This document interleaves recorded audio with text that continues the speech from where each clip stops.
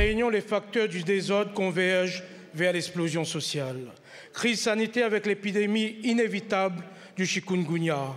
La poussée extrêmement inquiétante du trafic de drogue dure, qui, à mon avis, est en lien avec la poussée de l'insécurité et qui crée un climat très anxiogène dans nos villes. Autre facteur du désordre, le manque de logement et la cherté de la vie. Résultat incontestable des abus que le pouvoir parisien fait mine de ne pas voir. Parmi les nombreuses causes du désordre, je vais m'attarder sur celle de la pénurie d'eau.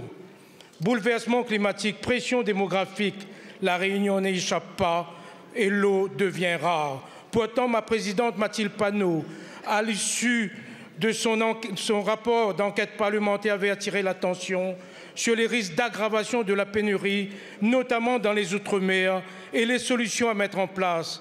Et comme à son habitude, niette, la Macronie n'a pas suivi.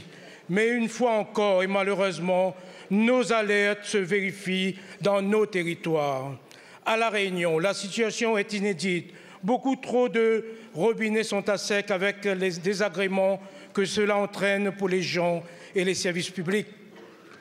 Pour rappel, en 2023, j'ai fait voter un amendement de 100 millions d'euros pour l'eau et en 2024, là encore, 500 millions proposés. Mais les multiples 49.3 de Bonne et de Barnier guillotinent nos justes propositions.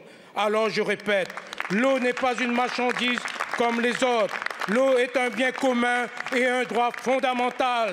Et donc, Monsieur le ministre, la Macronie est-elle enfin prête à agir en responsabilité? Car nous savons tous que si rien n'est fait, la situation s'aggravera d'année en année.